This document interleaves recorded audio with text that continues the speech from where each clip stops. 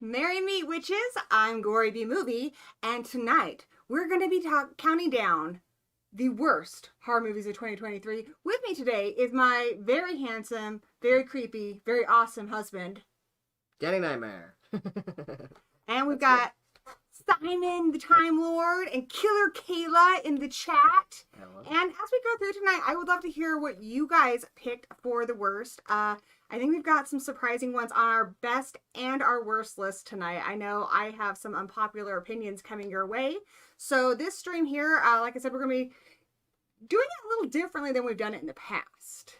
It's going to be the worst, but we're going to be starting with movies that we rated 2.5 stars. About average. It just, for me, a 2.5 star just slightly missed the mark. I recognize that it has merit, or I liked it, it was okay, but I wouldn't give it the full 3 stars. So, you know, it was just shy of being something that I would give a solid recommendation to. It's kind of like a proceed with caution. Then we have our 2 stars, which I kind of think of as like the mediocre or lame. 1.5 star, where we're getting into some rough territory here. Broken, barely works. 1 star. Oh, it bad. They failed the assignment. It's bad. But 1 star with a heart. It's like The Room. Like, I kind of love you anyway, you goofy little thing. And then 1/2 star because I had to give you a 1/2 star. And 1/2 star just because it's bad, guys. And then on Danny's stream, the link is in the description below at 7:30 tonight. We're going to be starting with 3 stars all the way up to our 5-star picks for the year. Mm-hmm. So I'm pretty excited. We got some cool stuff planned. Nice to see Fear Point here in the chat. And welcome, Zip Beardman. Hey, Zip, me too. Fellow mutant in the house. Tomorrow. Displaying my boobs. No, I'm displaying Joe Bob. Joe Bob and Darcy. And they happen to be on my boobs, which I think Darcy would be all for. Darcy loves being on everyone's boobs. Yeah. That is where Darcy belongs. When she goes to AEW, she just writes the sign on her own boobs. I mean, she knows what people are looking at. So, I mean, in fairness. Yeah, I mean, whatever. You can't miss them. Like, with Darcy, I feel like she'd be like, my boobs are down here. I mean, come on. Yeah. So, let me pull up my worst list. Do you have yours? I have one. It's not as updated as yours, but you should pull it up regardless. We'll mostly play off of yours. I know you're a lot. You have your phone for yours, right? Oh, okay. I can do that. Okay, I think that might be easy. And we've got the Torchbearer. Hey, buddy. We're going to see the Torchbearer at CryptoCon here pretty soon. I submitted my movie to them. That's right. Tell them about your movie. The Orchard Man. Starring us. Well, not me. I'm not really in it. But you're in it. I'm in it. Killer Kayla's husband's in it. And it's just a local little short film, so I submitted it to them. So. Good stuff. I'm glad it is going to be there. I'm happy to see it. I don't know if it's going to be there. Okay, so let's go over to our movie view. Yeah, let's go to our bad. I don't know. I'm not going to start with my most controversial 2.5 star. Because I don't want to make people like super mad at me. So we'll start. I'm going to start with, I think maybe an obvious one. Let's start with this one. This one I feel is one a lot of people would probably agree with. Yeah, that's a good one. Ariel, honey, you never be sorry, all right? This is your house. We just You started show anyways. up when you're ready. We just started. You didn't miss nothing. You didn't miss anything. So, Danny, I don't know if you have this as a 2.5 star. We're going to go back and forth because, you know, we don't always agree. But this is one I picked for my 2.5 stars. Where did you rate this one? I don't know yet. just talk about it. I'll do it in a second. Okay, so this is one where I was really happy to see Russell Crowe doing something fun.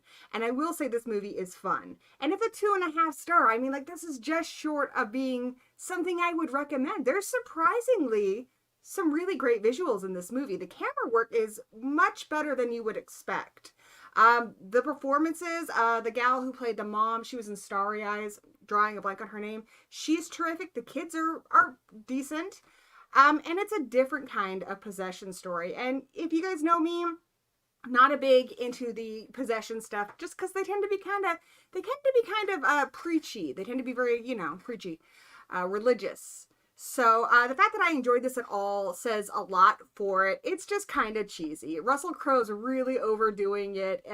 It's also based on, if you guys saw The Devil and Father Amorth, he's a real exorcist from, Italy. And I mean, not to disrespect him, the documentary was terrible. I'm sure he's wonderful. He did sadly pass away, but it is based on him. Whether or not you believe in his exorcist escapades, this is a little chapter from his life, and it's interesting, and certainly one of the more enjoyable ones we're going to be talking about tonight. Yeah, I gave this 2.5 stars as well. Honestly, I liked it a little more than I thought I would. Like, I remember they were really, like, promoting the crap out of this at WrestleMania, and it looked really bad and cheesy, and I thought it was going to be, like, awful. Like, they do a lot of these movies every year. There's always some sort of exorcist, possession, religious, Catholic type movie. And it was a little better than those. Like, a little. Not much. The bar's pretty low at this point. I thought it was also going to be kind of like how they really glorify the Warrens in the Conjuring movies. But no, actually, his portrayal is pretty good. Honestly, it's like he's not painted as some amazingly great person. He's got lots of flaws, and so it was a little better than I expected. It's a pretty harmless movie, and if people that are really into that genre, I would recommend it to them. That's not really a genre I'm that into. Yeah, it's a lot of fun. So, go on with low expectations, and I think you might actually have fun with this one. And like Danny said, there's so many of these movies every year, and there's so much of the same every year. It's kind of nice when there's one that kind of stands out and is at least fun.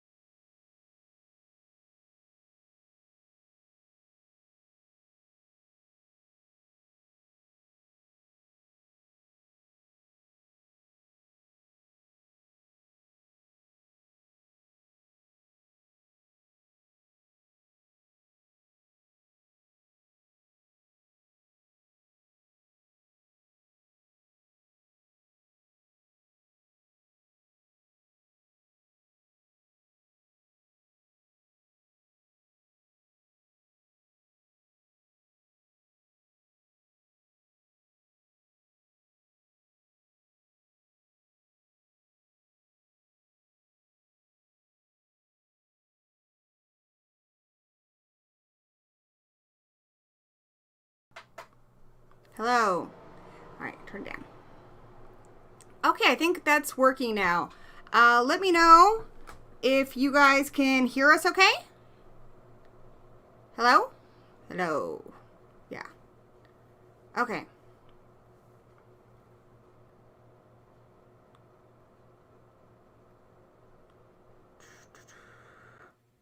Let me know if you guys can hear us okay before we go on. Hello? Okay, we're back. Sorry about that, Danny. So, kind of go over what you said about Sick again. From the writer of Scream Kevin Williamson?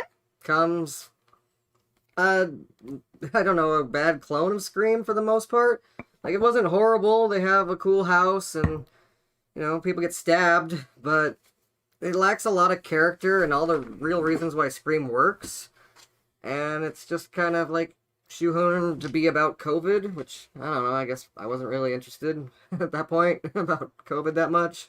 So, I don't know, it wasn't the worst. It was just kind of bland and disappointing. Like, I had really high expectations, and I just kind of got something that was eh. For me, I put this at 2 stars, so this is a lot lower on my list. I was massively disappointed by this. Yes, it looks slick, but in this day and age, you need to do better than look slick. You need to have good characters. You need to have a good plot. The characters were terrible. They were not people you wanted to follow. They were garbage people.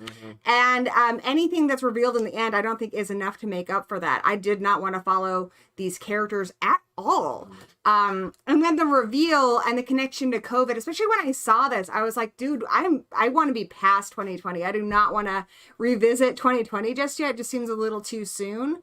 But the reveal and everything at the end, it just doesn't add up. There's a lot of plot holes in this that just don't make sense. I honestly expect a lot more from Kevin Williamson. This seemed just kind of like, I don't know, this seemed like a straight to DVD type movie. It seemed really kind of slapped together, and I just was really disappointed. Yeah. But I know a lot of you guys love this. If you are one of the people who love it, let us know why you liked it. And looks like we got Chris Snyder here in the chat. And Chris Snyder's worst of 2023 is Marink. Yeah. I think, dun, dun, dun, dun. Speaking of which, so I gave Marink 2.5 stars. So when I first watched this with you, it's really, really long, and we were just like, what the heck is this? We couldn't get into it. Didn't enjoy it at all. Now, everyone online was saying, hey, you need to watch this in the dark. You need to watch this with headphones on. You need to watch this by yourself. And I will say, I did all those things, and I enjoyed it more the second time around. I think initially I would have given it 1 star. The second time around, I actually did jump, and I got a little creeped out in places. I still argue it's too long. And I think seeing the kids a little bit more, like their faces, would have actually helped us to invest in them more and be afraid for them more. Yeah, for me, I think I only gave it 2 stars. And it's because it's a movie for me, it really doesn't work. Yes, there is a narrative in there, like a story somewhat. But I think you could have easily told that exact same story within 30 minutes or less. And I appreciate it as art. It is very spooky art, but I don't really consider it a very good movie. So it's a little up its own ass. Yeah. I mean, you and I are of the type where we're not easily impressed by people trying to be artsy-fartsy. If you're artsy-fartsy, more power to you. This is your movie. Mm-hmm. You know, if you're one of those people who likes to be like, y'all just don't get it. It's super deep. This is your movie. I like Critters movies. I like Killer Tomato movies. This was just not entertaining enough. And some of the imagery is pretty creepy, but then they have like the weird sound effects with the things disappearing. I don't know, it's a little too silly. I guess because it's supposed to be kind of like that cartoon that it also shows. But I don't know. I didn't. But I mean, there are a lot of people who love this and gave it 5 stars because it scared the shit out of them. It gave them that feeling of being a little kid and being scared of what's under the bed. And so I totally get that. You know, I did have the experience of watching it by myself. Unfortunately for me, it's just not something I could ever see pulling off the shelf and putting on. It's like a one-watch experience. Yeah. So 2.5, you know? Fairpoint Station says, I thought We're Going to the World's Fair was better. I still need to see that one, but I've heard it's really good.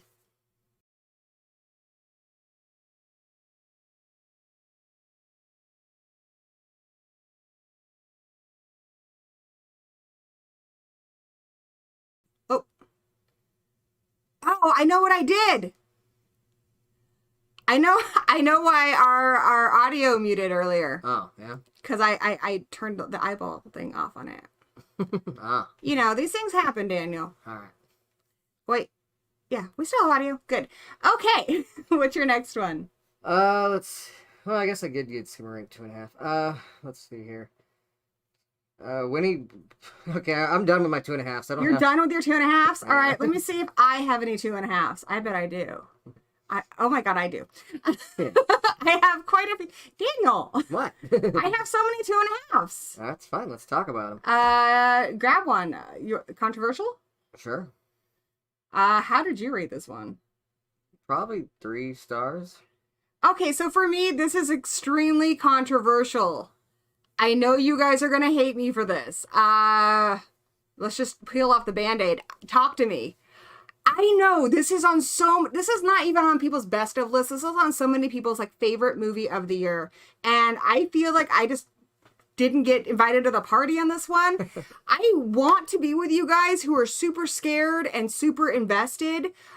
For me, the reason why this movie was a 2.5 stars, I originally had it as a 3 because it is well made. I grant that. The effects are really good. It's an interesting concept. Like I loved the trailer. It's filmed beautifully. The thing that killed it for me is I absolutely despised the main character. Like she was impossible, and not just because she's unlikable, just the way she was written and the performance really just didn't work for me. I couldn't get behind this character because she's carrying the whole story. It was really hard to invest in it. Yeah, especially towards the end when, you know, her behaviors are affecting other characters, but she's acting so alien about it. And then she kind of has this revelation towards the end, and it felt completely unearned for me. Yeah. I mean, I love the concept. I love that they have like a medium's hand, like that's been mummified, so people can use that to talk to ghosts.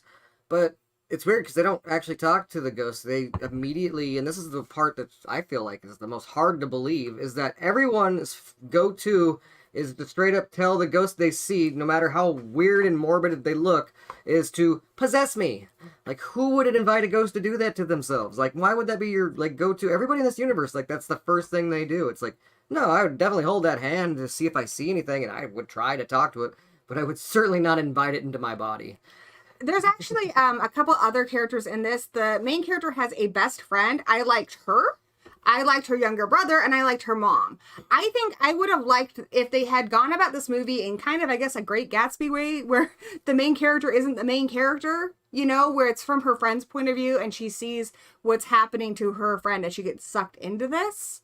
Maybe we would miss a few of those scares, you know, from her point of view. I guess, I don't know, I guess the ending wouldn't work, but I don't know. I really could not stand the main character. And I hate to pick on people's performances, but I think a lot of it was also the performance. Like, it just seems strange. She's saying she loves these people, but the way she's behaving is like she could care less. Yeah. Okay. Well, that was Talk to Me. So throw your tomatoes. It's okay. I can take it. That was all right. I'm big gory. I think I've lost your list. Oh, well. Oh. Pick one. Oh, wait, this is your list. Yeah, you're on my No. See, you confused my whole thing. Here, let's just use my list. All right. Because it's confusing to go back and forth. I gotta go find it again.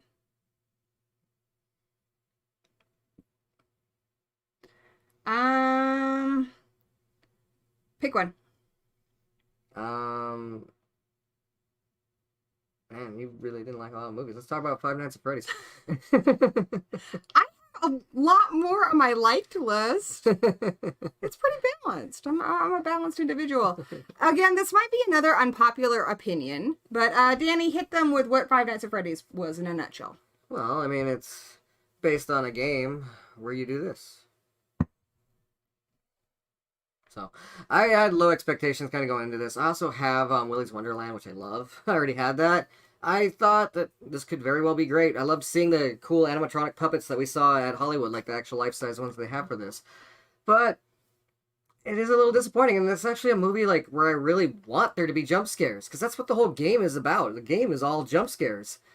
There's like one or two maybe in this whole movie, and they're kind of lame. And why is the cupcake like the most MVP of the characters? I don't know. What I find really frustrating about this is the common review of this is, well, if you're not a Five Nights at Freddy's fan, you're just not going to get it. And if you are, you're going to love it. And I am a Five Nights at Freddy's fan. I haven't played all the games, but I've played the first 3 and Sister Location. I'm familiar enough with the lore that I know that they changed a lot. Like, when they had Mike, I was like, oh, it's William Afton's kid. This is going to end up being a cool twist. And then they try to make it Vanessa. If you played the games, that is not how the games go. So I was a little annoyed that they were changing the lore. And I think I would have liked all that extra character building and story if it was true to the games. What was wrong with the games? But the biggest thing that pissed me off is what you mentioned. The whole point of playing these games is to be jump scared, and normally that's something we hate in horror movies. But that's what this movie should have done. It didn't have to be gory, but it should have had like characters popping up right in front of the screen with a loud noise. And it really only did that with the cupcake, or not the cupcake, with the little boy Yeah, a little doll guy with a little bobblehead, and such a missed opportunity. Yeah, I feel like they made the plot even more convoluted than the game already makes it. Like, because they're like, well, let's just reverse things around and change it for no reason. And I don't know, there's a lot of plot, and the big finale wasn't very big, to be honest. It was kind of like, oh, all right.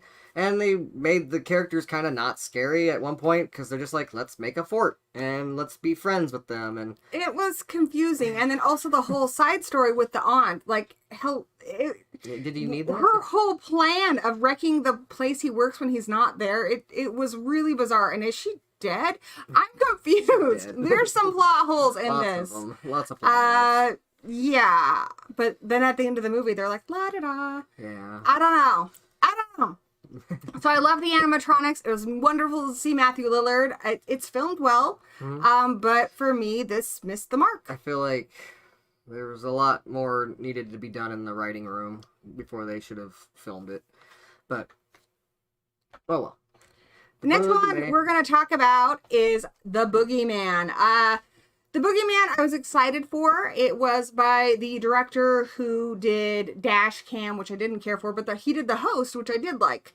And it's based on one of the scariest Stephen King short stories I've ever read. So I was really excited to see this, but honestly I don't even have a lot to say about this. This is just a really bland movie.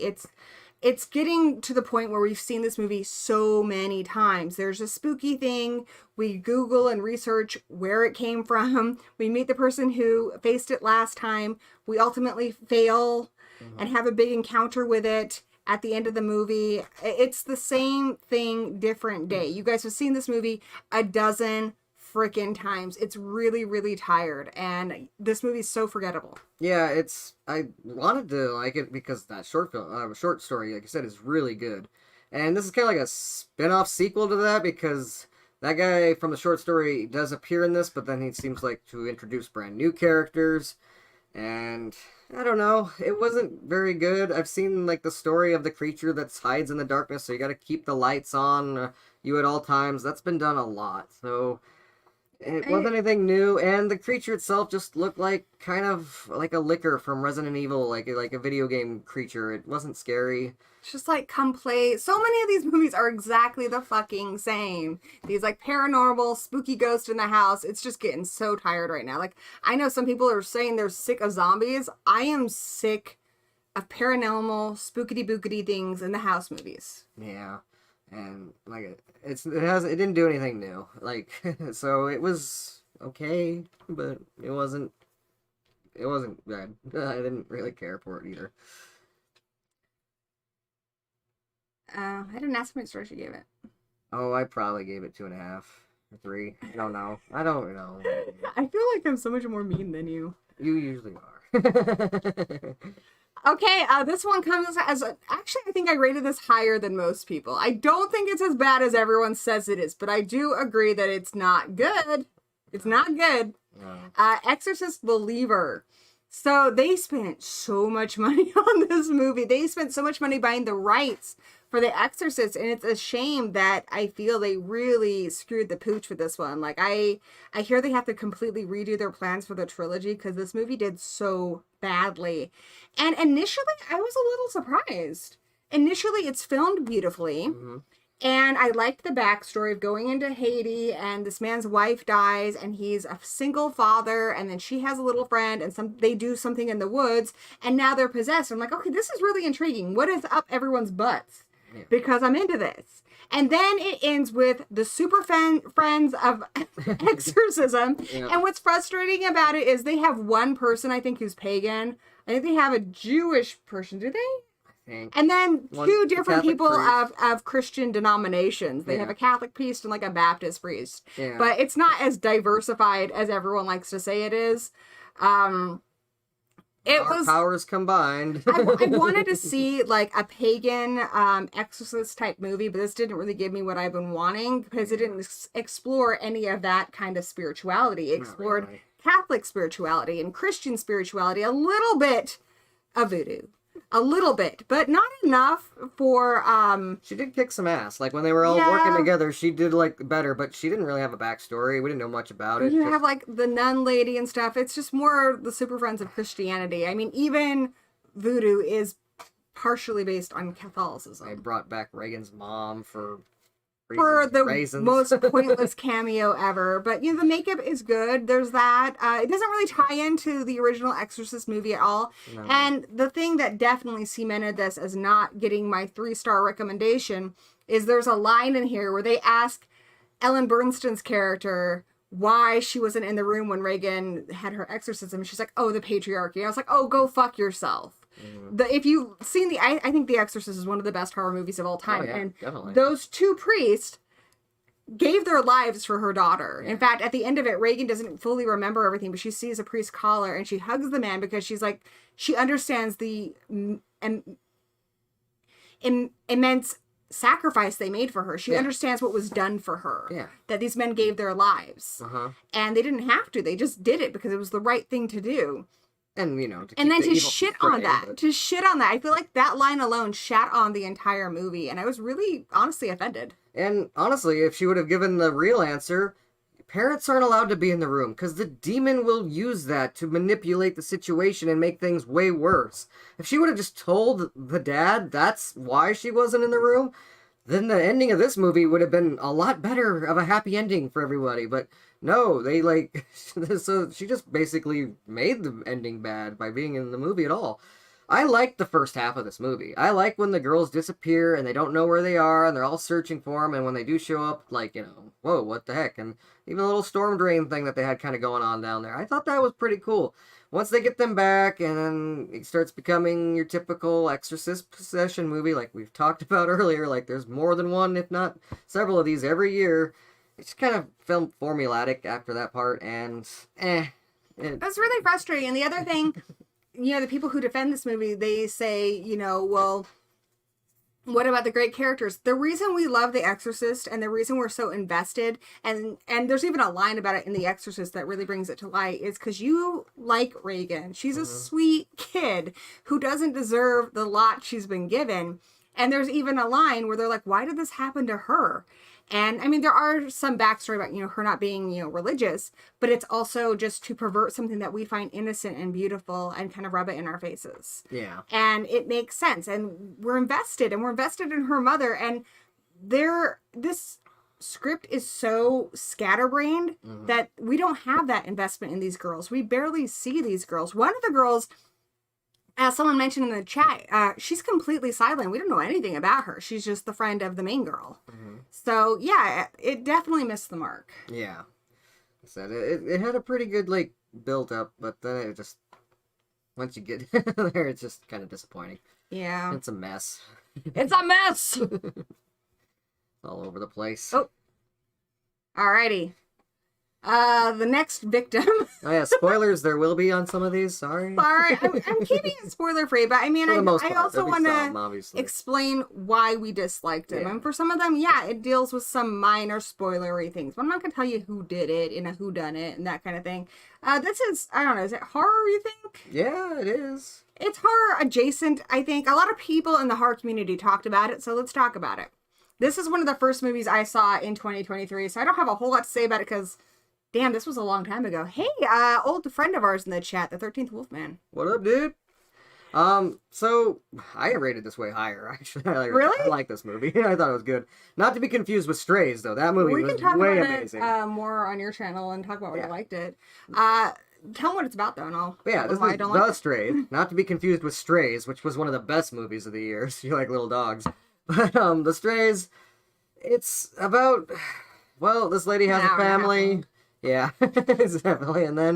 But then two other kids show up, and they also claim to be her kids, and it's kind of like this weird tensional drama. Like there's a lot of tension there. One of the kids actually befriends her new son, and they actually both befriend their kids, and they don't straight up tell them that they are like half siblings at this point. They're just kind of feeling them out, and it ends up with a big kind of climax, like hostage situation in the house at the end. And I don't know, actually I really liked it, but... Well, we'll talk about why you liked it on the best of stream. I'm going to tell you guys why I gave it 2.5, which I said for me just means it just barely missed the mark. This is beautifully filmed. It's beautifully acted. Unfortunately for me, I felt the characterizations were kind of all over the place. It wasn't really... I mean, I understood where a lot of the characters were coming from, and that part was really interesting, but it's slowly building this tension. Slowly building it. Nothing happens. Nothing happens until the very end, and then a lot happens, but you're waiting for that volcano to blow. And then somebody just, like, it's like... they're like, okay, never mind. We're not going to do that. Never mind. Go home. The volcano is not blowing today. And as much as they drew it out and as much as they built up that tension, I wanted something a little bit bigger at the end than what I saw as kind of a almost comedic finale. Kind of, but I liked it. I thought it was kind of almost realistic. Like, yeah. I think they could have done what they did and still given us a bigger ending, you know? But I think that's the point. Like, from all of her kids, you want that. You want some sort of closure, and you want her to give it to you. And that's just not what she necessarily is. Closure was what I was wanting. I wanted more in that finale, like as far as like other characters dying or just more like I like what the main character does. I think that part's cool. Mm-hmm. Before we get to that though, I think we needed more like of a tension release, like because that moment's kind of almost comedic. So I wanted some like give us that true horror moment, like show us something really bloody and gory or something. Yeah, there should be a release of that built up tension, and I think we should have seen it in like a character death or something before that moment. You wanted a little more horror. Justifiable.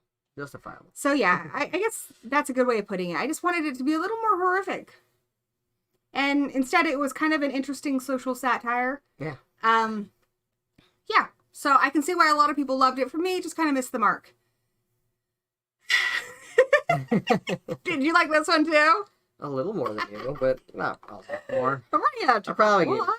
We got time. Probably just gave it about a 3-star. I feel that's what's hard about doing these worst of lists, because I like to kind of champion movies, root for movies. I hate dogging on movies, but I also, you know, if you share similar opinions to me or the same things bug you, then maybe I will save you wasting your time on something that you're not going to enjoy. We got 2 Dracula movies this year. I feel like this was definitely the weaker of the 2. I wanted to like this more because I thought it'd be really cool. Give it? About 3 stars. So just a little higher than you. Because I feel like it is very confident. I don't think like it did anything to be lower than that, but it didn't do anything to get more than that. Well, it's like I said earlier. In this day and age, you have to do more than be slick. You have to do more than spend money. I mean, obviously a movie that has bad CGI, bad cinematography is going to be instant garbage. But when it comes to these big budget films, looking good is the bare minimum. This movie did the bare minimum to get 3 stars from me. That's just kind of how it is.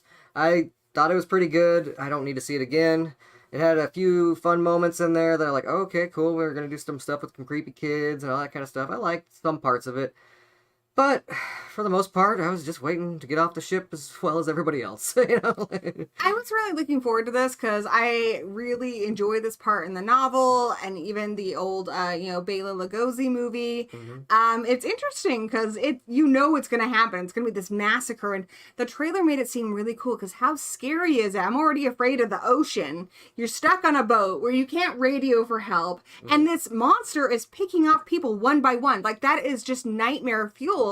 And unfortunately, you get this very glossy, very safe movie. Yeah. And this should have been horrifying. This should have been I think Dracula's already scary, but this should have been nightmare fuel. Even the old Nosferatu, they show you a little about the boat scene, but I wanted to always see more, so I wanted to see more, and I got to see more, but it didn't feel like it really fit in that puzzle. Because those movies leave that piece of the puzzle, for the most part, open, and I don't feel like this quite fit that. This was about as scary as one of those, storm disaster movies. I mean, it has its moments, like The Perfect Storm or something, but it was not as scary as a monster movie should be. A monster movie should be scary. You also have the detriment going against it where we know the ending. And I already kind of guessed, how they were going to work around that. And it was entirely predictable, not just because it's from a chapter from a famous novel, but in how they were going to handle that chapter, how they were going to stretch it out, how they were going to deal with main characters. It was very by the numbers, and they played it way too safe. Yeah, I agree. It definitely was played safe. All right, the next movie we're gonna crap on. It's the next movie we're gonna crap on. This one, actually, I could easily put 3. Did you give it 3? I actually didn't see. Well, no, I didn't. You watched it Never with mind. me? I watched well. I never got around to giving it a rating. What would you rate it? Oh, I'd give it 3. Yeah, that's definitely a 3-star for me. For me, this could easily be 3 stars. I'm on the fence with this one. I'll give you my reason why I don't like it though, real quick.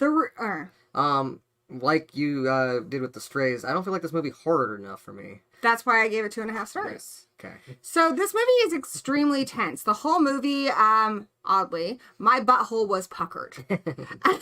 And what you have is these 2 guys, and it's really sweet. They're bros, but you find out that there's an attraction there, and you're kind of like, oh, I'm shipping them. I'm shipping them hard.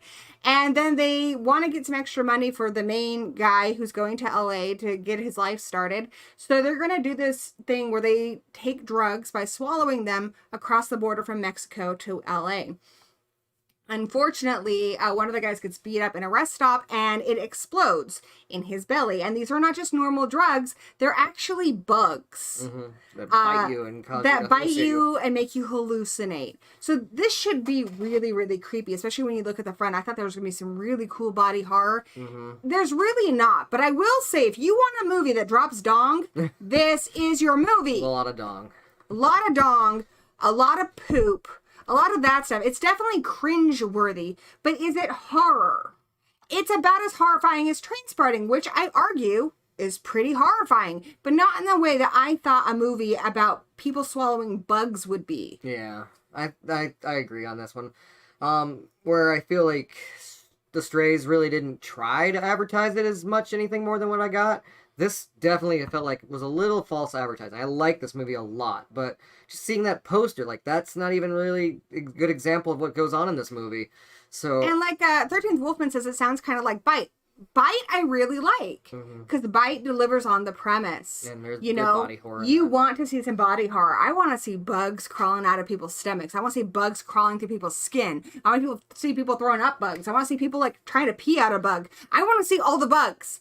You don't see the bugs. This could easily be just about somebody who swallowed cocaine. Yeah, it could have been in a different drug and still been the same movie. The bugs just made it more interesting, I guess. That's why it's disappointing, because the bugs really have nothing to do with it. It could just be about drugs, and so it really wasn't a horror movie. It was wonderful to see Mark Patton. The actors are phenomenal. It has a fun little beat at the end that's comedic. I love Jenna Malone.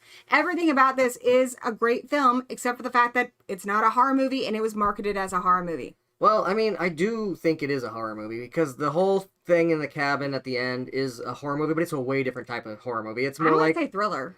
Yeah, I mean, you could say thriller, but that's a fancy word for horror that wins awards. And I think that it is in a sense like that. That's not what it was advertised as. It's not advertised as this type of possible deliverance, hostage type horror movie. It's advertised as this bug, sci-fi movie that you don't get, so. And I was disappointed also because it's directed by Carter Smith, who I really liked The Ruins, which he had great body horror in it. This didn't have enough body horror. You need David Lynch to give you this movie, this premise. But this director did do a movie I'm going to talk about in the best of called The Passenger. He is obviously very talented. It just, it was gross. It wasn't scary. Mm-hmm. I liked the two main characters. Even what's his name from Nightmare on Elm Street 2 comes into it. He's a horrible character, but that's how he's supposed to be. I'm looking at this list and I don't think I'm that mean because a lot of these are 2.5 stars. There's not a lot that I really hated. Oh, there you go. You gave Sick 2 stars. We both, yeah okay. Let's talk. This is going to be another unpopular opinion. Another 3-star movie for If me. you watch my channel, you know I am not the artsy-fartsy type. That does not mean I don't like a movie that I can't unpack. I love a movie I can analyze. I love a movie I can unpack. I don't like things that are artsy-fartsy for the sake of being artsy-fartsy. I also don't like things that claim to be horror and are just some kind of artistic experiment. Those things get a definite no from me. We reviewed this on my channel back when it kind of first came out. I liked it, but I didn't like it at the same time. It's a 3-star movie. It played it too safe for me. That's what a 2.5 is, yeah. For me, it's a 3-star movie. It just plays it safe. It doesn't do anything to lose a point, so it gets the 3 stars. But it does, basically, kind of like I put everything at 3 stars to start with. And if you do something to lose a point, then you do. And if you're like a kindergarten teacher. But you need to work harder to get higher than 3 stars. It's like if you just give me an adequate movie that's I want you to be a kindergarten teacher. If you guys do an adequate job today, you get your snack and your star. Exactly.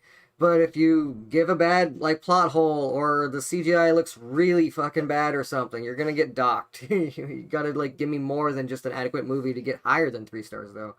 And this movie just. It was that. It was it had some interesting characters. I liked the main girl, but then the whole bone woman, myth really didn't come into play as much as what was really going on, so, 3 stars. For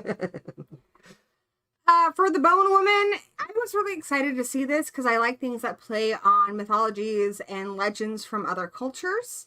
Unfortunately, the bone woman myth in this really doesn't come up until the very end. I also love pregnancy horror, and this woman's pregnant, and it's all spooky, but honestly, it's a lot of buildup, and then it ends with an extended dream walking type sequence. You never get that horror, and especially when you hear The Bone Woman and you see the trailer, you're like, oh my god, there's gonna be some intense body horror here. I want to see bones breaking, snapping, bending in weird places. I want to see some of the Grudge shit here. I want to see a full Kayako thing going on here, and unfortunately we never get that. It plays it really, really safe. And I'm really hard on things that I watch for a certain reason, and I don't get that. So if it's a monster movie, I want to see the monster, and I want to be scared of the monster. If it's a body horror movie, I want to see cringeworthy body horror moments, and this movie really didn't give us that. Yeah. I also wanted her to be really afraid for her unborn fetus or afraid of it, and it didn't play with that. That's ripe story ground for you. Play with it. She seemed more concerned with trying to maybe possibly work things out with her ex.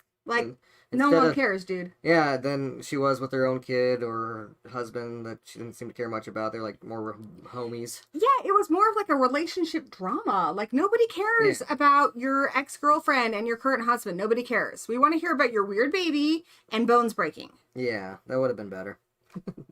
Yikes. Bikes. Bug was good. Do you consider this to be horror? Oh, Slither was amazing. Yes? Yeah. I want to make it quick because I don't want to talk about it too long. Okay. This is another one where, like I said, it's a 2.5 star. I'm not saying it's garbage. It just missed the mark for me. This is Leave the World Behind. Everyone watched it because it was on Netflix. And it had Julia Roberts in it. Yeah. Honestly, for me, this is a 3.5 star movie. It's not much of a horror, but it is definitely a thriller and I had a mystery. 3. And I just kind of really liked it. It's about our fears on everything. We are afraid of our technology. We are afraid of terrorists. We are afraid of our neighbors. We are afraid of people who don't, look like us or act like us or whatever. There's all kinds of fear experts here. And that's basically, that's what they kind of dive into. I kind of liked the ending, though. It was funny. I like the ending, but I'm sad because she looks at the movies on the wall, and they have every season of Buffy the Vampire Slayer except for season 7. Like, unless welcome that's to my somewhere nightmare. else on there, because it wasn't with the other ones. But I mean, yeah, now that means they're gonna make a sequel, because this one she wanted to finish Friends, so now they're gonna have to make a sequel where she has to leave to go find the last season of Buffy. There you go. So this one's like kind of one of those end of the world things. You guys have seen this movie 1,000 times before. And what bothered me about this one is it has a lot of interesting discussion questions, but it's kind of like when you're talking to somebody who cannot focus on the conversation. So at first it's like, yeah, let's talk about how people are instantly distrustful of people that look different than them. How people make assumptions of people based on race. It's like, okay, this is an interesting conversation. Then let's talk about our fear of technology. Like, okay, I thought we were talking about the other thing. Sure, let's talk about our fear of technology. Let's talk about how, a lot of people, just don't seem to like other people, even though we need each other to survive. Okay, I'm with you. Let's talk about that then, since you didn't talk about the other two things. And then it's like, let's talk about how media and screens are our detriment in that, screen time and all that is kind of makes us like zombies, but also they offer a much needed escapism, especially when the world is too much. That was my favorite message in the whole movie because it was unique. But it has all of these messages. Oh, yeah. And it has ADHD as well. It does. And it has all of these messages. And as somebody who has ADHD, I was like, this is like watching me try to talk about something. It bounced all over the place. And it's like, no. Let's have this conversation. Pick one of these things and let's have a conversation and dig into it. And unfortunately, we never got to dig into it. Yeah, I don't know. There was like little elements of cabin at the end of the world, people showing up. Also kind of like, in a sense, barbarian situation where, like, we rented this place. What are you doing here? And, like, should we let them in? Like, that kind of stuff. But those movies are better. But again, Barbarian had a very specific conversation. Exactly. This needed to pick its conversation, and it needed to develop that conversation. Instead, it's a bunch of conversation starters, and they are very interesting. Right. And I gave this 2.5 stars because I do think it's interesting, and I think it's a movie you can watch with other people and have a conversation about. But unfortunately, I think beyond a conversation starter, it kind of loses its way. Yeah, I agree. Shooting in movies is making my soul hurt. Well, we'll be back in a little bit to say movies are better. I don't know. Did you give it 2.5 or 3? I think I gave it 3, but 2.5's fine. Like, I'm not hung up on where it would go, honestly. Okay, I'm going to save it for the other one. All right, let's talk about ones that we actually really, really hate. Okay. Because we are going over on time. There's something wrong with the children. Yeah, I guess bugs or something. But they go into this cave and there's like some green stuff down like this hole, and then the children start acting really Tommyknockers. Basically, it's a ripoff of the Tommyknockers, but it's not good. And all the kills and interesting stuff happens off camera, so... This was a big miss for me because, and I hate to say, because I hate to pick on actors, especially child actors, but the children in this were awful. They were not creepy. I blame the director, not the kids. They did not get good performances out of these children. The children were not creepy. They were just kind of cheeky. Some kids just can't be the Goonies. It's and the ending of the movie was completely just all over the place. It wasn't scary. It was almost in so bad it's good territory. It was just very very without focus. It's definitely a movie if you want to like throw on and make fun of with your friends if you're into that kind of thing, and we definitely are. And we got our friends Ben and Haunted by Horror in the chat. Heck yeah. All right, the next movie we're gonna shit on is the next movie. No. Go back. We gotta keep the creepy children thing going. Okay. Children of the Corn got a sequel remake thing. This was even worse because I guess this shows a little more. This is a 1.5 star. Yeah, this might have showed a little bit more, but it didn't show anything good. It probably lost points for showing what it showed because it was just not good. I have a lot of Children of the Corn movies. I certainly didn't need this one over cramming that. This was terrible. I mean, like I said, the bare minimum is to make a movie look good these days, especially when there's some kind of money behind it. The CGI in this is garbage. Some of the performances were okay, especially considering that they're kids. And I liked the initial different direction it was going in with the foster kid and all these bizarre things happening. But then it went into just pure camp territory, and there was jump scares, and it's like, okay, you had an initially interesting premise. And it's tired. It's something we've seen before, and it's really bad. It's campy, and not in a fun way. And there's scenes where like the kids have full-grown adults like in jail cells, and just the way that they're like controlling them. It's just like, why don't these adults just fight back? Like, how are these kids like just, I don't know. It's just silly. Brandon asks, best and worst books. You know, that's a great idea for a stream. I might have one very soon for you, because I did read a lot of books last year. So stay tuned for that. All right, you ready? Sure. Your stream's going to be a little late. That's fine. Here's one. I think it ended up on a lot of people's lists. I gave this 2 stars. It's The Nun. Honestly, I like the first Nun, and if you're a Conjuring fan, just ignore everything I'm about to say, because I have very unpopular opinions about this franchise. I don't really care for the Conjuring movies. I think they're very, like, Bible thumpy, and it's not my bag. I'm a Wiccan person. They're very witchist. But The Nun was actually kind of fun. It was actually the least witchist. This one wasn't fun. It's jump scare after jump scare. It's kind of like you mentioned, Where in the World is Carmen Sandiego? It's like a young Indiana Jones find the artifact kind of movie without the fun and the adventure. Has none of the humor from the first one, which I know you guys hated. So you didn't want that. It doesn't have that. It's just a lot of jump scares, and honestly, none of them even made me jump. So with all you have is jump scares, and I don't jump, then I didn't get anything out of your movie. It was nice to see these characters from the first movie again, but I mean, it was kind of more like people I met at a party, and they were cool, not like old friends. Yeah. So even that wasn't enough for me to really enjoy this movie. It was just mediocre and forgettable. I actually gave this movie 3 stars, because I mean, as a horror, yes. If I was grading the movie specifically as a horror, it wouldn't get 3 stars, but I'm just grading it as a movie, and I don't really look at these movies as horror. Like I said, they're for me, they're like, it's some demon Carmen Sandiego. Oh, where in the world is she? And what artifact is she trying to steal this time? And they have to go on, like, some nonsense Indiana Jones, like, spooky Indiana Jones, like, quest to stop her. And I kind of find that fun and, like, harmless. Like, fun, like, popcorn fun, just nothing with weight there. But also, I hate the Conjuring verse. I think the first Nun is the best movie, and this one, it's okay.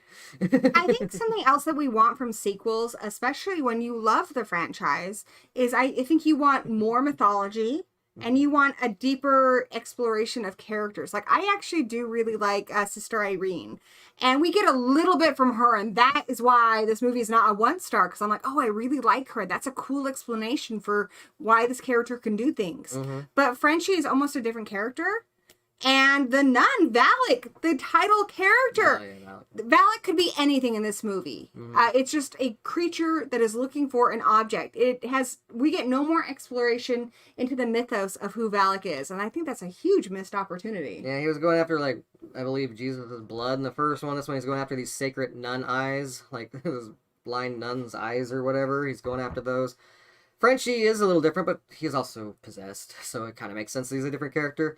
I do still like him, and I don't know. I enjoyed it enough. I never need to see it again. It's the thing. The thing I would say with this movie is it's harmless. It didn't piss me off. There's a lot of movies that piss me off. This movie didn't piss me off. It was just kind of boring. It's just kind of forgettable. I'm gonna forget all about this movie in like 5 years. You're gonna be like, "Have you seen The Nun 2?" And I'm like, "I don't know. Which one is that one?" I'm not gonna remember it. It's harmless. Yeah. Bum, ba, bum, bum, bum. The nuns are still watching. Hope you guys don't take us hating on this nun. Oh yeah, these are bad. You're the best. I love you. Oh, fuck me. This movie. This fucking movie. This is why we put the bad ones at the very end, because we're going to be swearing so much more now. Have you seen Last Shift? Okay, so let's go back to 2015. This was actually when Horror Addicts first started, and Last Shift was a hidden gem of that year. It's about this woman who's working the night shift in a prison that's about to be like closed up. Her father was a police officer who was a great hero until he shot a bunch of other officers and shot himself. Really exciting. It's creepy. It's original. It's really fun. I actually own it. Yeah. So call me surprised when not more than like 5 years later, the same director remakes his own movie. This is the most pointless remake since Cabin Fever. And this one makes zero sense to me because it's the same director. So your first question is, did he get more money? Did he find more talented people? Was there something about the original one that bothered him so much that he needed to remake it? I don't know about that last question, but the budget seems to be about the same. The acting is about the same. The acting's worse. The acting is pretty bad in this. Yeah, actually, this most is worse. a inferior film. Why remake a film and do it worse? The acting is bad in this. With the exception of the lead actress, she is very good. But the villains are campy. They're ridiculous. They're not scary. Yeah. The scares are bad. The makeup is like, it's like haunt level. Like, you go to a haunted house, people who jump at you, like, it's good for that. It's bad for a movie. The story is the same thing. This brings nothing new to the table. This has zero reason to exist. Yeah. Just watch Last Shift. He should not have remade this movie. It was a complete waste of his time and my time. Like, I would be less hard on this if Last Shift didn't exist, because it's a fairly it's not an offensively bad movie or anything, but it doesn't justify existing since we have a better version of it already. Like, why? The only reason I could see remaking it is if you had more money or if you thought of like ways to make it scarier, but this is an inferior film. He focuses a little more on some of the other character developments, but And who cares? it's not just us. I've looked at the ratings. Yeah. Most people I don't know anybody who likes this more than Last Shift. So if you already didn't like Last Shift, you're going to hate this one. And if you liked Last Shift, I mean, maybe watch it out of curiosity, but I don't think you're going to like it more. Yeah, I don't see why it exists. Exactly, Brandon. Exactly. Oh, baby. I'm assuming the director just has the one story to tell. I feel like a monkey flinging poop at the camera. Oh, I almost felt like that when we went and saw this movie in the theater. Okay, so we actually saw this one in the theater. Why did we see it in the theater? Because we live in a small podunk town that doesn't get a lot of movies. We didn't get Terrifier 2 last year, guys. Not in our theater. We had to wait for that baby on streaming. But we got Winnie the Pooh, Blood and Honey. And as devout horror fans, when our little cinema gets a horror movie, regardless of how bad it is, we see it. Yeah, because that way we're voting with our dollars to help attract them when they do send the better ones that are obscure as well. We were the only people in the cinema opening weekend, and the other people left halfway through. Yeah, there was one other couple, but after the cold open, they were gone and they didn't come back. Why are you doing this, Pooh? I really want to know why are you doing this, Pooh? Stop, knock it off. Bad Pooh. Honestly, yeah. Bad Pooh. That's what this movie is. It is bad Pooh. It is. This is the same experience of like when you have really bad diarrhea and you're like, what did I eat? What did I do to deserve this? Why is this happening? Pretty much the same things I said to this movie watching it. I reviewed some other movies made, like this Krampus Origin, or whatever, Krampus The Return or something, and it had like some of the same casts and all that stuff. There's like these people that are making these British crappy movies over there that I review sometimes, and they're really bad. This one, just because it went off of they had the rights to Winnie the Pooh now, it became free domain. It got enough buzz. They added a little bit of budget to it, I can tell, but it's still overall the same movies that I usually crap on in my reviews. It's not good. I will say some of the cinematography was surprisingly good for the low budget, but the costumes ridiculous. It looks like something you'd get at Spirit Halloween. The kills are lame, and the worst part is you go to this because you want to see Winnie the Pooh killing people.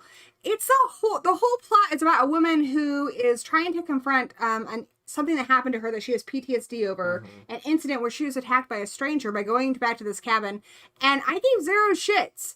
I wanted to see more about Christopher Robin and his relationship with Winnie the Pooh, and her character and her friends need not be in this. They're just in there for a body count, but it's so boring. Yeah. And the only reason to watch this is it might actually be campy and kind of fun. I actually think that the new one that's coming out this year looks like it might deliver I on think that. it's already out. I think Ross already reviewed it. I wanted campy and fun. I didn't expect quality. I was surprised that some of the quality as far as cinematography was better than I thought, but this was not campy. It takes itself In too a fun seriously way. for what it is. Yeah, Way exactly. too seriously. Like, Exactly. be funny. Like, they had a cool little animated thing, but then that was over. If you hated hearing Michael Myers speak in Halloween 2 by Rob Zombie, you will hate hearing Winnie the Pooh speak because it's the same scene. You loved. There's honestly a lot of not just one or not just one Halloween movie, but this movie steals from several Halloween movies. It's like the writers and directors or whatever were like, hey, you remember that scene from Halloween 4 where Pooh or Michael Myers kills all those people in the back of the truck? How about that, but Winnie the Pooh? Hey, remember in the Evil Dies Tonight where everybody beats up Michael Myers, but then he just stands up and says nope and kills them all? How about that, but Winnie the Pooh? How about that part where he goes, die in the Rob Zombie Halloween, but Pooh? You know what I would have liked to see? There's the beginning first 3 minutes of the movie talk about how they're abandoned by Christopher Robin and they're starving, what were they doing before Christopher Robin? Exactly. But then they eat Eeyore. Make that movie. They got too domesticated by this little boy, apparently, that they couldn't fend for themselves anymore. I don't know. It's garbage. And, Kevin, I'm gonna watch it, because that's what I do. We watch everything that we can. Oh, boy. Now we're getting into the bottom of the barrel, the shit that just stinks. It just... Like, there's no, like some of the other ones, the 2.5 stars, it's like, oh, you like this? Interesting. Let's have a conversation. I totally understand where you're coming from. It didn't really work for me. No, these movies are just bad. You will not like these movies. This was the worst on my list for a while. I think a couple of things have maybe gone underneath it, but it's really bad. I gave it 1.5 stars. The only good thing I can say about this is one of the lead actors in this is in The Passenger, and he's actually very talented, but you wouldn't know it from watching this movie. So some friends going to one of their cabins that their parents own or something out in... but then snow happens, and they can't leave, and they lose power, and so they're cold... And they're rationing what little food they apparently have, even though the place is huge and you think there'd be some food somewhere. And yeah, it's too much snow outside, even though every time you peek outside through the camera, you can tell there's not that much snow. And so it's like they took some snow and with a shovel and put it on a car. Let's give you some context. When it comes to snow, we're Crocodile Dundee, and that's not a knife. Yeah. When we tell you we have a lot of snow, there's 8 feet outside, and we can't open our front door. Mm-hmm. In Washington, we don't screw around. We don't screw around when it comes to snow. Yeah. Like, if you're in Washington, you better know how to dig your car out of the snow. You better know how to shovel snow, because you're going to deal with it a lot. So when they look outside and there is, like, not even enough snow to get school closed for the day, like, come on. Yeah, and I don't know, there's like a possibly that there's something weird and contaminated in the snow, but the movie never lets you know if that's true. It never explores that. It's like the initial premise is like The Shining, where you're wondering, are they crazy or is there something evil going on with the snow? There's like snowmen outside, but you need more snow to make this work, because that's ridiculous as it is. There's no snow outside. Mm-hmm. And their cars can be and they can't work and they can't, oh, please. Mm-hmm. And then, there's so many plot holes in this. It doesn't work. It's so underdeveloped. And, it's too cold and so much snow to go out and get some firewood, but we have all this furniture in the house, but hey, my parents will get mad if we chop that up. I'm like, who cares? You're dying. Like, you're that cold, right? And I don't know why they're that cold. They look fine. They're not like... They don't really look cold. They're not. You can't see their breath. They're in a really nice looking house. There's tons of blankets. There's tons of beds. Like, cuddle up like hamsters if you have to. There's no reason why they should be starving to death. Like, yeah, it's a massive house. There's a lot of things that they can be burning for warmth. It's ridiculous. I refuse to believe that massive house also doesn't have like canned goods and stuff. Exactly. I have a hard time believing that. There's like nothing to eat there, and they're hallucinating because they haven't eaten or slept in forever because it's too cold to sleep. Like, why is it too cold to sleep? It doesn't make any sense. This movie is Florida man took a trip to Washington State and couldn't handle the goddamn snow. That's what this movie is. Yeah, these kids are like, they don't know what snow is. And, I'm not saying I don't get, hey, I couldn't handle Florida. Crocodiles? I don't know what to do with crocodiles. I don't know what to do with twisters. That's insane. But I know snow. Yeah. And this movie blows. It blows snow, all right. Mother was a snowblower. Yeah. Oh God. Well, from which one's the worst, do you think? what was the Outwaters again? I forgot. Don't say it out loud. All right, now we have to do that one first because you You're gonna have to spoiled talk it. about it. I don't even remember much of it. So this is a movie. I actually had someone send me a screener early on. I felt really guilty. This is why I don't accept screeners, because then I don't want to shit on somebody's indie movie. It's hard to make a movie. I watched my husband try to make a movie. It is hard, and I want to say that with any movie on here, I'm proud of everybody here that they were able to pull off making a movie, and I'm sure I'm willing to bet they all would do a better job. They all did a better job than I would have done, but I'm not a filmmaker. I appreciate that they all tried for the most part. I think most of them did. But that does not mean that I'm gonna lie and say I enjoyed something they made when I did not. No. So The Outwaters is another one of those ones like Skin and Marink, where you're going to have people giving it 5 stars and saying it's the scariest thing they've ever seen. And you have people giving it 0 stars saying it's the worst thing they've ever seen. This, for me, I'm in the worst of category. A lot of people compare this to Skin and Marink. I liked Skin and Marink a lot more than this. The premise of this one is this group of people go out to the desert because they're going to help a girl film a music video. That's half the fucking movie. They tell you all about their backstory and their relationships, and it doesn't matter. It doesn't mean anything at the end of the film. No. They're not very good actors, and their characters are not engaging at all. Then something weird happens, whether it be aliens or something. There's a time loop. There's all these bizarre things. And the worst part about it is you're seeing it from what I guess they would actually see, which is just a pinhole of light, like from the flashlight. That negates the fact that if you were in this situation, you would have your sense of smell. You would have your, sense of hearing and stuff. And so you wouldn't feel like you were just looking out of a pinhole. So this movie is a complete waste of time. You're looking at this like little pinhole thing moving around. A lot of people say they like the sound design. I think it was horribly done. The acting was god awful. It's also really hard to believe that people are truly in a survival situation when they're covered in really poorly made corn syrupy blood and they're wearing their perfectly placed fake eyelashes, which I know. I recognize because, I do the same thing, but I'm also not trying to make a horror movie. And if I was, I wouldn't have my people made up to look like they're doing, a live stream. I do remember this movie now. I completely blocked it out of my memory. Yeah, it wasn't good. Confusing, time loopy, they turn on each other, do they trust each other, kind of nonsense going on.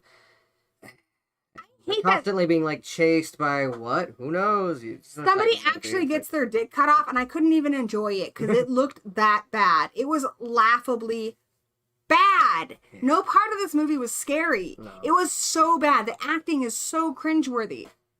It was a mess. And these people, they're so irritating. They're like these, like those hipster people who are so into their music, man. We're going to go out to the desert and make a really meaningful music video. I could not suffer these characters before the attempt at horror tried to happen, which was well into over halfway of the movie. Yeah, I'd be like Jack Nicholson on The Shining. I'd be ready to kill him by the time we get there. This was garbage. This was stinky. This is the kind of poo that don't flush. It clogs up the toilet and spills all over your bathroom floor, and it takes a good 4 hours to mop up the mess. And I blocked this out of my memory. I wish I had your brain. Oh, no, unfortunately I remember it, and it sucks. And number 1, Danny, give us a drum roll. Kill her go. Oh! The director of Muck. Oh, did you guys see Muck? Well, if you didn't, you're lucky. Because Muck, it's just like this movie. It's filmed well, but it has no sense of story or horror. Yeah, Muck. Well, I think I might like this a little bit more than Muck, but not by much. I agree. Muck had the worst hero ever. He was a horrible person who shit on Wes Craven. Yeah, they bring back West Craven again to town. It's set in a place called West Craven, but in the first movie, in Muck, they say, oh, that place hasn't, it's been dead for years. Nothing good has come out of that town. Nothing's come out of there for years. Yeah, it's I'm oh, and then he died right after that happened, so it's such bad taste. So the premise of this movie is these group of girls, these 2 girls go to visit their buddy who's graduated from college and now has gotten a house that her dad bought for her. Just like Muck, it has the weird time jumps around for no apparent reason. And there's a goat-headed guy, so you think she's going to get attacked by a goat-headed guy. But the first half of this movie, and I timed it up until the 60-minute mark, aside from the cold open, there is no horror. Here's the problem with this movie. So back in the day, you would go see a movie like Species because, like, holy shit, you get to see some titties in it, right? Back in the day, that was cool. Good, when I was a little kid, we found a Playboy and it had boobs in it, real boobs, and we cut that shit up and put it all over our fort because that was a find. Because you couldn't just find boobs on the internet, all right? We had to work for our boobs in the 80s. We're old. Well, movie, I don't gotta work for my boobs no more. If I want to go see boobs, I can go find boobs on the internet, and it's super easy. So the old thing they used to do in movies where they would show a lot of nudity, it's kind of not needed anymore. You used to do that because they were hard to find. Boobs are easy to find now. So if that's all your movie has, your movie ain't got nothing. So this movie, it's girls walking around in their underwear and tank tops. This is not how girls dress when they're hanging out together, when they're comfortable. They sleep naked, like all of them do. Like, I find that really hard to believe. Scenes. Their slumber party is like a male fantasy. Like, I'm surprised they didn't have a pillow fight with, like, the feathers flying around. It's ridiculous. We have time for 2 shower scenes. And yes, these are all playmate girls and stuff. And I just kept thinking, yes, they are gorgeous. Who doesn't want to look at their boobs? But I'd rather see them in like a porn parody where I'm going to get some actual horror too. You know, something like... see them in a better movie or anything. Something like the Texas Vibrator Massacre or something, you know? Like, because this one, yeah, it gives you boobs, which, fine, whatever, but it doesn't give you any horror. When we finally get into actual horror, there's one kind of cool scene that has Kane Hodder in it and a goat mask with a chainsaw. But after that, the kills are kind of lame looking. And then the ending makes 0 sense. Yeah. I mean, Kane Hodder got a paycheck. There's some blood and there's some boobs. But it's not a good movie. My favorite part is when she finally gets her house or whatever in the beginning, and she's like, just, I want to go and jumping around and on the beds, and she's like rolling, and she rolls right off the bed, and she hits her head on the little nightstand next to it, and you could tell it was real, and they just kept it in the movie. And, like, even the whole credits is just this guy taking pictures of a girl topless, and so I get it. You want to look at beautiful women topless, and no shame against that. But if you're going to bill it as a horror movie, you need to also deliver on the horror. I have watched porn parodies that have more horror. Again, Texas Vibrator Massacre or the American Werewolf in London porn parody. I feel like this movie has no reason to exist. Because if you just want to look at tits, you can watch internet porn. You can watch a horror porn parody. And if you want a horror movie, this movie is not delivering. If you want a cohesive storyline, this makes 0 sense. The final act of this movie pivots, and it doesn't make any damn sense. Yeah. Oh, well. That's our rant. Meh. It was meh. Meh. All right, Danny. So that's it for all the movies. Oh, I got one I need to talk about. Oh, yeah? Yeah. Oh, yeah. You want to go to your list really quick? Sure, let's do that. Let's see if there's anything else. I'm ready to talk about movies we liked. Are you, Danny? Yeah. Alright. So, the worst movie for me that I Did you want to talk about this? No, you give it 3 stars. No. Oh, wow. The worst movie for me, half star, whatever, is, because we got Cocaine Bear, right? And that was a lot of fun. The worst movie of the year for me was Cocaine Shark. Alright? I couldn't even finish You this. didn't even watch Crackoon? Crackoon was probably better than this.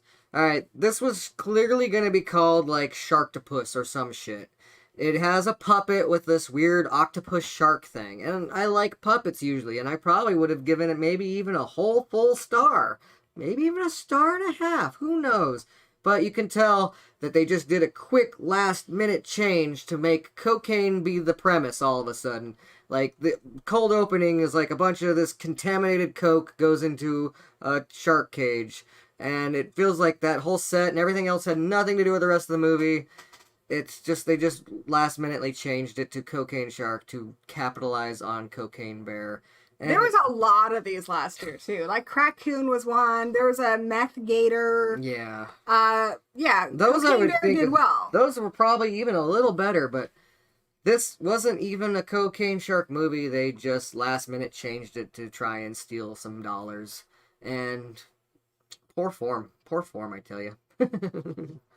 Shames. All right, there we go. So that was everything. Let us know what are the movies that you guys were disappointed by. One I'm seeing in the chat is Insidious 5. I actually didn't get around to watching that. It used to be back in the day I would watch everything, but I'm not into the Conjuring verse. I'm not into the Insidious movies. Again, I have unpopular opinions. I think I like the third one the best. Unpopular opinion. I was interested in Insidious 5 because I think it's cool that they brought back the same kid. Mm-hmm. But the reviews I saw it was a lot of flashbacks. They didn't really explore the family stuff that well. And that it was disappointing. Everybody I know, even hardcore Insidious franchise fans, was disappointed. Yeah. So I was like, well, this isn't for me, and I skipped it. Yeah. Oh, one other one, I guess, real quick, honorably mention, really bad. Probably 1.5, 2 stars. Murder Size. Not great. Not great at all. There is one cool kill with the chainsaw at the very end, but all the other kills are bad. It wasn't good. I almost saw that one, because it had that kind of 80s, look to it. You know, I kind of like those throwback 80s movies. Extremely low budget, all shot in one little place. These girls are making an exercise video. One of them's like really uptight though, and kind of like not even so much religious as that she's like brainwashed by Reagan. Like if President Reagan thinks it's okay, but one of the more punk rocky one who's like apparently a mobster's daughter, like tells people, don't let people push you around, do what you gotta do. And it kind of drives this little shy one to start killing some of the other ones because they're just in her way and she wants to be the head exercise girl. But then one of them goes to get cops to help with her, and then the cops are way worse than her, and they're gonna kill and rape everybody or something. It's weird. But very low budget. There is one cool chainsaw kill at the end. Angel Kiss is like a pro wrestler, so that's kind of cool that she's in this, but nah, skip it. Well, and we actually still have 10 minutes before your stream. So there you go. All right. Well, we're going to take a quick little break, I guess. So we're going to take a quick little break, and if you are so tired of hearing us shit on movies, don't worry, we're done. We're done doing that. That is the past. That's past us. We're about ready to raise the roof and talk about how much we love movies. We're going to talk about 3 stars up until our 5-star picks of the year. You guys are going to hear what our favorite movies are. We want to ask you guys about what your favorite movies are. And it's going to be over on Horror Addicts. Yeah. So if you go to youtube.com/Horror Addicts TV or use the handy dandy link in the doobly-doo down below, you can join us over there in 10 minutes. Yeah, we're just going to take a little time out. We'll meet back. You need snacks, you need to go to the bathroom, do it now. And until we meet again, blessed be.